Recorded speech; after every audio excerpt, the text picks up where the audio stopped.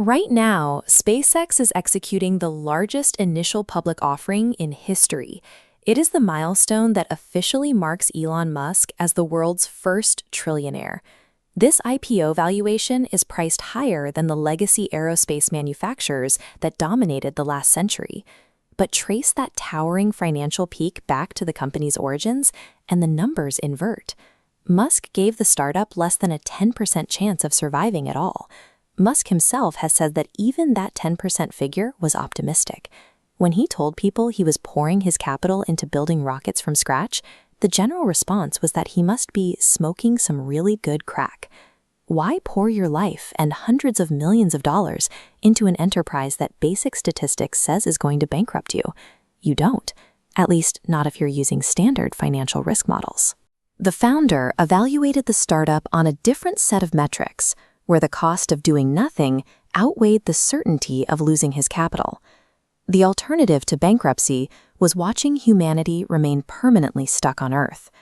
The aggressive momentum of the Apollo era had stalled.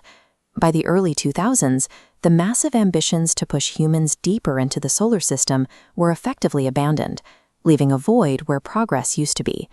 The legacy aerospace industry had settled into a comfortable rhythm. Musk recognized that unless a new company forced its way into orbit, we would never become a truly space-faring civilization. Government-run programs were built on decades of bureaucratic planning. SpaceX introduced a private sector mindset that prioritizes the rapid iteration needed to disrupt an established industry. They operated under a specific mandate to take the fiction out of science fiction. The goal was to build vehicles that actually performed like the ships imagined in mid-century novels. Looking at it through that lens, accepting a 90% risk of corporate failure was the only way to avoid a 100% guarantee of human stagnation.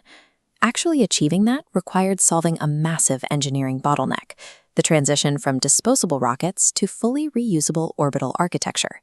It took a focused team of engineers to crack that problem. They worked through a series of early failures to turn a doomed startup into a highly operational launch machine. And they are already moving past standard orbital deliveries. Today, they test next-generation vehicles built from stainless steel to handle the extreme thermal demands of interplanetary mass transit. Proving that reusable orbital hardware actually works is the variable that drove the company's valuation from $0 to $1 trillion.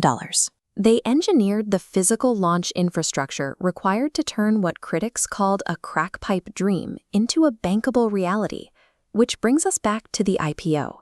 This stock offering is the final proof of concept for the business model, providing the capital necessary to sustain a permanent presence in the void. Surviving those 10% odds means the capacity to leave Earth no longer belongs solely to governments.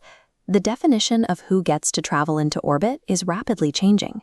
For decades, access was strictly capped. Going to space meant you were part of a tiny fraction of highly specialized elite pilots and scientists floating in isolation above the planet. SpaceX wants to bypass that bottleneck entirely. They are building a commercial service designed to take any person watching this to the moon, to Mars, and beyond. But dropping the price of a ticket and building a reliable supply chain to another planet requires an immense stream of capital.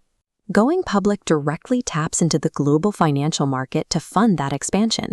The largest financial event in history is the funding mechanism for humanity's next era. It opens the solar system to everyone,